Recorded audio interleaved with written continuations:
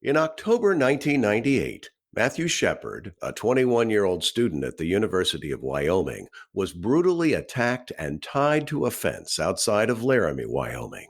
5 days later, he died of deep wounds inflicted in one of the most vicious anti-gay attacks in American history. In this wide-ranging interview with PFLAG Cape Cod's Rick Koonce, Jeff Mack, a personal friend of Matt's and today the executive vice president of the Matthew Shepard Foundation, talks movingly about Matt, his life, and the foundation started by his parents, Dennis and Judy Shepard, just months after Matt's gruesome death. Jeff talks about the foundation's ongoing work to combat hate and prejudice. He talks, too, about the Laramie Project, a now famous play by Moises Kaufman about the city of Laramie and its residents that was produced after Matt's murder. And finally, Jeff talks about the day in 2018, 20 years after his tragic death, when Matthew was finally laid to rest in the safe sanctuary of Washington National Cathedral.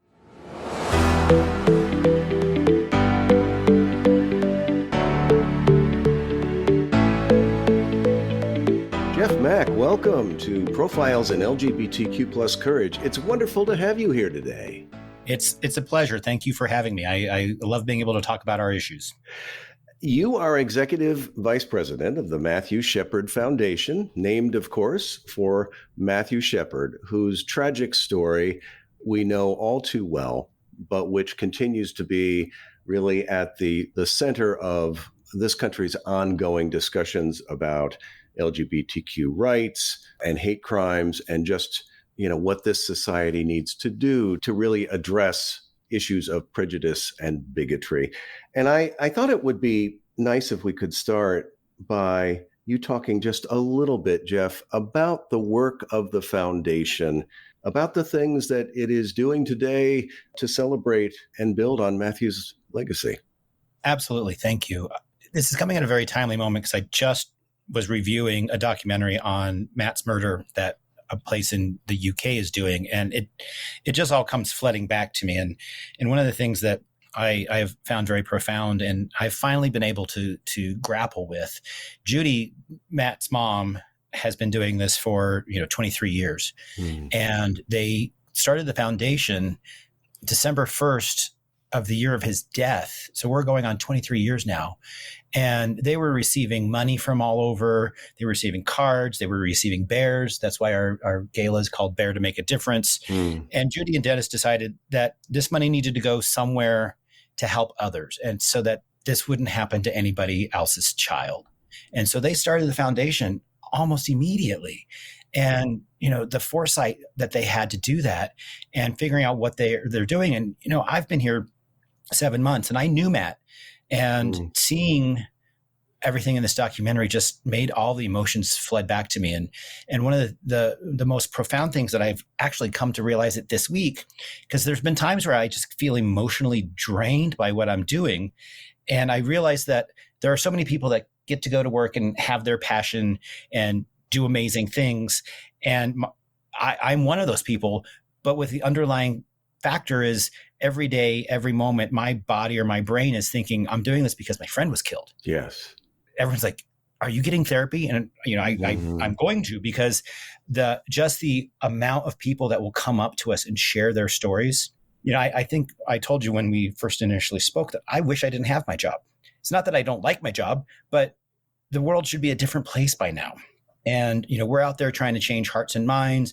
We have the legacy works, which are multiple things that are going on. The Laramie Project, the play, is one of the most performed plays out there. Considering Matthew Shepard, and Matthew Shepard is a friend of mine, we're always constantly working with a lot of these things. And there's Judy's book out. And so we use all these areas to try to keep his legacy going and saying, 25 years, almost 20, we're going to be celebrating our 25th anniversary in a year and a half. I can't even believe it. Wow. We were just on a White House briefing about LGBTQIA plus issues after the State of the Union. And you won't believe this. There are 190 active pieces of legislation around the United States that are anti-LGBTQ. Yes. And I asked Judy that, God, it was yesterday. I said, so Judy, you just went to the HRC board meeting. Do they have any other updates on that? She goes, well, Jeff, that 190 are the ones that are active. There's probably 300 or 400 that were introduced that has been whittled down to 190. So, DeSantis just signed into law the Don't Say Gay bill. The Florida governor. Yes. Yeah. The Florida governor. And, so immediately my Facebook posts go up and, gays all over my Facebook post and telling everyone to send postcards to Florida and, inundate them. I was on earlier, right before you, with a gentleman who is a comic book writer and works for Disney. And he's talking about how, Disney needs to step up because they're one of the biggest money makers in Florida and, around the country, frankly. Yes. So with corporate America and the individual standing up, that's what supports our work.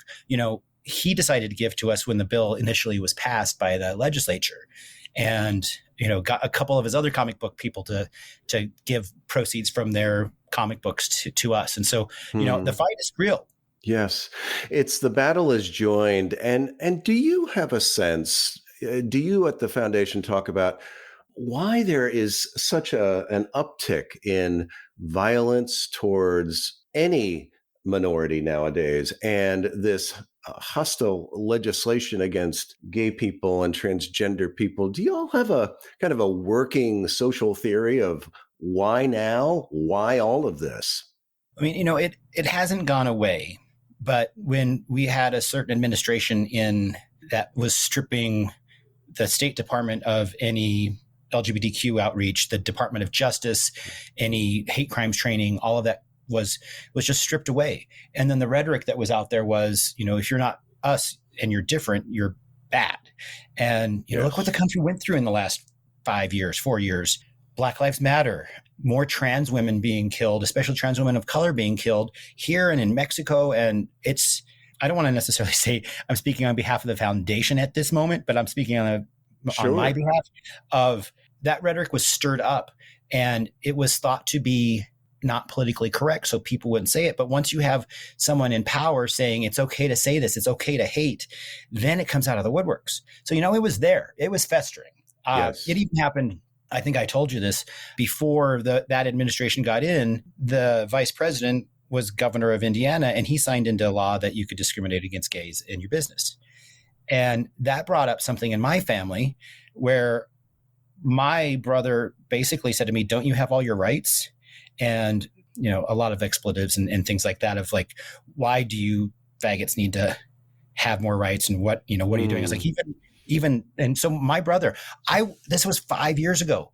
I am a leader of LGBTQ organizations, and I'm experiencing it in my 40s from my own brother because Amazing. That kind of rhetoric was allowed to be freed. Yes. So I can imagine being, 16 right now, or, and having your family turn you out. There are so many inspiring stories, but you look at Florida, you look at Texas, you look at Indiana, even the state of Wyoming, the legislature was trying to pass a bill to defund gender studies at the University of Wyoming. Yes. I sense that with some of these legislative moves around the country, there's an effort to really shut down any discussion of sexuality, gender identity, anything that departs from the norm, the heterosexual norm. And well, speaking of young people, I want to ask you this. I think when we think of Matthew Shepard, we think of that wonderful photo of that winsome young man that has become really iconic. You knew him, and I think our listeners would be interested to know how you all met, how you knew one another, and what was he like? Wow. And I will apologize to your listeners if my voice ever breaks, because even today I talk about it and it just makes me cry. I am 2.5 years older than what Matt would be. And I had left the university. I graduated and was working for my national fraternity for a year, and then came back. And traveling that for my fraternity made me realize that, wow, I am gay, but I'm not out. And, when you had some private time I was driving everywhere, you get to think a lot. And moving back to Laramie, I was like, I need to be a part of the LGBTA. It's been so long ago, we didn't have as many letters back then. And the documentary I was just watching, my friend Jim Osborne, who was one of the angels and still works at the university, was in the same room. I think it was room 223 in the student union where we had our LGBTQ meetings. And that's where I met Matt. And I had a degree in political science, and I had these great ideas of conquering the world, and he was getting a political science degree and had great ideas of conquering the world. And it was just a refuge for all of us because we didn't necessarily feel unsafe, but we never really expressed who we were too much. This was on campus at the University of Wyoming? This was on campus at the university. Yeah, I was director of visitor services and new student orientation and an admissions counselor at the time, just right after graduation. What was he like? Can you describe his tone of voice, his personality? I mean, he was, for lack of a better term, a little guy, and just had a smile that would light up a room, would give you the shirt off his back, was just always concerned that other people were happy and that, they were not mistreated. Judy mentioned that in one of her interviews of like, even in elementary school, he was that person and you could just tell it. And my friend Jim said, when Matt would smile, his whole body smiled and just never had a mean bone in his body and would just be such a caring and loving person. And that also can be a detriment when there are predators out there. Yeah. I realize this might be sensitive to ask you about, but when you heard the news, what emotions came up for you? So I was on a work trip and I wasn't supposed to be on that work trip, but one of my colleagues was sick. And so my colleague Tamara and I went up to Jackson for a recruitment trip for the university. And most people don't know Wyoming, but October can be dicey and there were blizzards, but Jackson was fine. And since it was a last minute trip cancellation on my female coworker's part, they're like, oh, well, Jeff, you're gay. You and Tamara can share a room. I'm like, fine. Yeah, which was no problem. But then the morning that Matt was found, the phone rings because we always had, this is pre-real cell phones. My boss knew where we were and Tamara answers the phone and Kathy, who was our director of admissions, said, please hand Jeff the phone. And I grabbed the phone and was like, hey, Kathy. And she was like, Jeff, sit down. I was like, what? I don't need to sit down. And she goes, I have something I need to tell you. And I just really appreciate you sitting down. And now, mind you, I had just come off of my mom being in a coma for 2.5 years and getting that call, 2.5 years before. So I was like, I can handle anything. And she goes, sit down. So I sat down and she told me that Matt was found and that they were taking him to Fort Collins and it wasn't sure if he would make it. And she goes, cancel the rest of your trip and get home. And, Jackson to Laramie is, I think, a 6.5 hour drive in good weather. And we just went home and got there and saw all of my friends from the group and from on campus. And we just kind of didn't know what to do. Like there's nothing to do. And meanwhile, the Shepards are traveling 36 hours from Saudi Arabia to get there to try to see their son before he dies because they didn't have any really good information at the time. They didn't know if it was a car accident. They just knew that their son was horribly injured and they didn't know more until they got there. As you think back now on those days, all these years later, how do you think that Matt's death changed us as a society? Did it change us? I keep saying this phrase. I said it to Katie Kirk last year. I think it was the second Stonewall. Stonewall was trans people of color, gays, lesbian, standing up for their rights. And that was a watershed moment for our movement. And then, kind of everything that happened between, we were making progress, but then we had the AIDS crisis, and that was a way for people to even discriminate even more. And I think it was the moment that even our straight allies were standing up for us. When I was called by Judy and team to come work for the foundation, I was at the University of Illinois, Chicago, and I told all of my colleagues that I was doing that, and they're like, we're mad at you that you're leaving us, but we couldn't imagine it being a different person doing this job. You are the person for this job.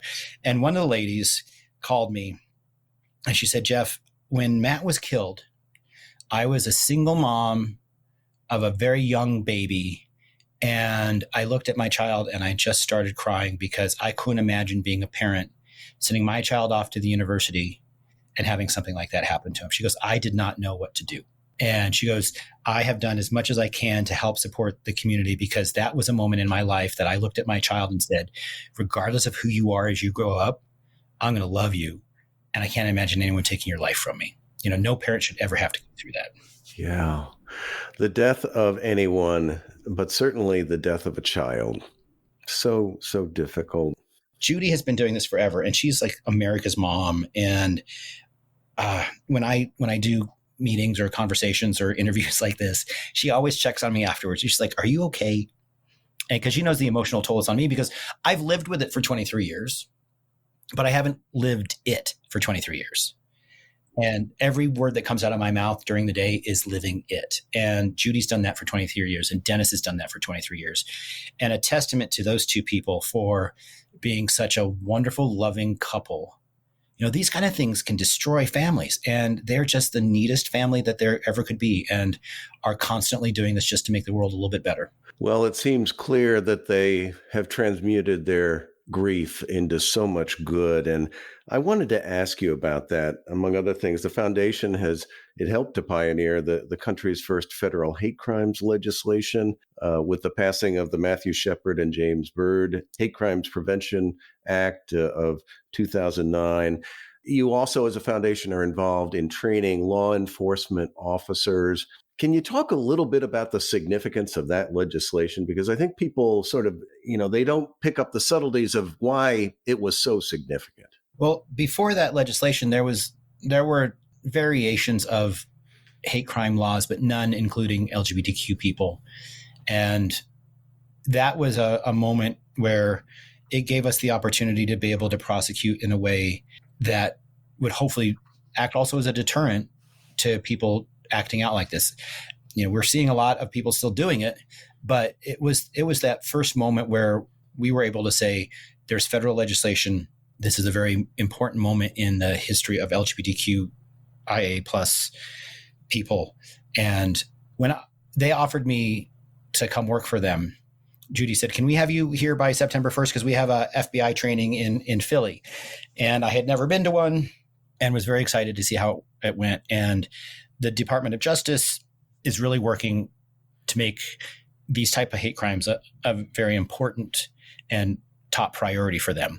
And, so they talk very much about, this is how you prosecute. This is how this is what the legislation involves. This is the very regimented way of how this works. And then Judy and Dennis get up and put a face to it. Yes. And, they talk about Dave O'Malley, who was the sheriff in Laramie, and how the first interactions with law enforcement for the victims, families, whomever, is some of the most important, because that's how it sets the tone for the rest of the investigation. And, Dave O'Malley was amazing at that. And there are a lot of hate crimes that are going on out there that people aren't acknowledging, or the law enforcement doesn't know enough to be able to acknowledge it. So one of the great things that we're able to do is talk about that and humanize it for them. And, the people that are at those conferences mostly are going to be willing listeners. And, one of the things that Judy said while we were in a planning meeting not too long ago was, we have to be nimble as a foundation, because when there is an administration that is absolutely either anti-gay or not supportive of it, or, whatever, we have to be ready to address that. When there's an administration that is supportive of it, we need to be able to support that. And we're about to do a planning retreat in 2 months. And the lady who's helping us with it said, where do you want to be in 5 years? And we said, well, we kind of need to see how society progresses. We want to still be here, but we have to see what happens in society. And, an election can change that. Yes. When people say, oh, I missed that election or I missed that vote, not to be cliched, but it matters. That vote matters. And if we don't have friendly people in office, as you've seen in Texas and Florida and Indiana and many other places, we are an uphill battle. And that's why we will still exist. Yes. And can you talk just a little bit more? Jeff, about some of the kinds of trainings you do. Who are the audiences for these? I guess law enforcement is among those.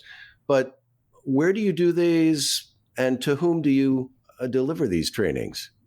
Judy and Dennis are often asked to be guests at a lot of the FBI and Department of Justice programs. And I do a lot of conversations with people who are doing the Laramie Project and people who are doing some of the other programs that are out there about Matt. And so one of my jobs is, and I just did this a couple weeks ago, the University of Samford in Alabama is a private Christian Baptist college, and they were doing the Laramie Project. And they had a bit of time where they had some pushback from administration. They had a new president coming, and they didn't want that to overshadow him coming in. And just what I did with them is before they did the show, I had a conversation with the cast and talked to them about it and my own personal experience. And I never tried to guide them down the path of how you should act as this person or how you should act as this person. And then 2 weeks later, I did an after performance conversation where they zoomed me in. I was up on the screen and talked to the audience. And, it depends on which kind of audience I have. And I'm using Samford as an example because I used to be a very spiritual and religious person and went to understand the Bible, and seeing what happened in Laramie and seeing the two sides of Christianity that were presented by, I even hate saying his name, but Fred Phelps, who, had the signs Matt in hell outside of Matthew's, funeral. I've seen that family. They even did Rehnquist's funeral. I was at the Human Rights Campaign and saw it at the Cathedral in DC. They were like Rehnquist in hell and all these, horrible things. But then you see someone like Father Roger, who was the head of the Newman Center on campus and was actually the one who asked me to do the opening prayer for the 1 year anti-violence vigil. And, Father Roger, who wanted me to go to Applebee's with him and go through his sermon so he could make sure that the church was open and accepting to people. So there were heroes that came out of this, and there were definitely villains that came out of this. And, that's apart from the actors that did it. Yes. Speaking of the Laramie Project, can you talk a little bit about how the foundations for this play, and how did this play come about? So Moises Kaufman, who is with Tectonic Theater, came to Laramie, and I can't honestly say the immediate genesis of it, but he was in Laramie during the trials, and I had left the university at the time, and I decided that I needed a change. And so one of my friends was like, come run my restaurant. I don't know why I did that, but saw Moises every night and sat down with him. And at the time he said, would you be interested in being a character in this play that I'm doing? And at the time I was like, I cannot be that openly gay ever. And then, I chuckle at that because then you look at my career trajectory and wow, came out of that closet. And, but being able to sit with Moises and talk about the characters and Laramie and tell them how Laramie was for a gay person living there. I mean, I had bleach blonde hair. I had earrings in. It was, I was not hiding it much, but, we all were very, very protected. But then after I did the prayer and was like, I was in some newspaper and people saw me, I'd go to a bar or something. And one of the straight dude bartenders was like, that is so cool. I'm so proud of you. So then you started seeing, wow, Laramie and the state may be more open than not. I mean, the state is still, I don't think there's a gay bar in the state. The legislature is trying to overturn gender studies. But Wyoming is one of the few states that doesn't have any sort of LGBTQ hate crime. That's ironic. Isn't it? Yeah. Well, and, I hope Judy doesn't mind me quoting her, but, people are like, well, why do you still live in Laramie? She's like, I want them to remember that we're here. I mean, why do you live in Casper? I want them to remember why we're here. We're in Wyoming. And this is where my son was murdered. And the state hasn't done anything. Really continuing to be a social change agent. Over the years, you were talking about this a moment ago, the organization has evolved, and you said that Judy had said it needs to remain nimble to deal with whatever political dynamics come up in the next election and thereafter. But from your own perspective, Jeff, how is the mission of the foundation evolving and perhaps expanding from what it was originally designed to be?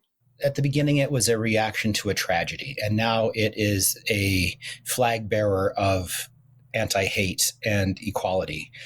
So I think that transformation and Judy's transformation and Dennis's transformation. I've known Judy since the beginning, and she's still shy. She's still introverted, but she doesn't suffer a fool, and she's the best boss ever. And that's one of the things why I'm here. When they reached out to me, I've always watched what was happening with the foundation, and I was one of the first people who gave a bear for the first bear gala.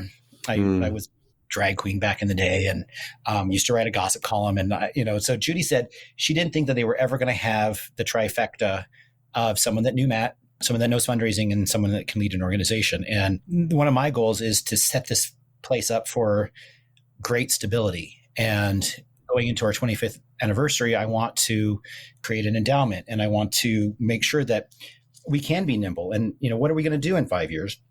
Do we support other organizations? Do we, we will continue the advocacy, we'll continue the teaching. And we're in that moment of Judy and Dennis didn't know how long this foundation was going to go. And now we're knocking on 25 years. It's amazing. And you have a gala every year. Yes. You have donors. And I'm thinking in terms of your outreach, who are the supporters? I think there's the impression that organizations like the foundation are supported largely by celebrities. Are they involved with you all, or is it more sort of everyday people? It's mostly everyday people. I'm a very hands-on person, and when someone gives us a donation, I want to call them and ask them why. And that was what I was doing with the comic book guy today. And he turned 40, so he was a little bit younger than Matt. I had this guy who's 65 that lives in Palm Springs, and he gave a donation, and I called him, and he goes, I just want to make sure you guys can I leave you in my will? And can I give you money for an endowment in the future? And I was like, absolutely. That's why I exist, is to make sure that this foundation has as much perpetuity as Judy and Dennis want it to. And, the staff is one of the smartest and most high functioning staff I've worked with, and are in it to really just work really hard. We're only 8 people, and we do all of this work that we're trying to make a difference. And, as you said, where are we going? And we're figuring that out constantly. Yes. How do you all work with other groups? I mean, for example, how do you work with PFLAG or HRC, and kind of curious, or other groups in this same space? Oh, well, Brian Bond is a dear friend of the family and of the foundation. So, PFLAG is definitely a great partner in everything that we do. We fill a tiny little space in all this LGBTQ world. I was watching Schitt's Creek the other night, and one of the episodes, they threw up the names of several organizations to help people. And, I've worked for many LGBTQ organizations, and you all find a way to work together in a moment to figure out what area you can be supportive of. I, this morning, was on a call where an organization has applied for grants that we are now going to start as a group. There was 30 different organizations on this call, and we're all agreeing to be supportive of this one group that got government grants to help communities get grants to do local LGBTQIA plus work. And we had people from the Native American tribes. We had, there's a lot of indigenous women that are being killed. We had Asian American, Pacific Islander represented. We had LGBTQIA represented. We had people of color, marginalized communities.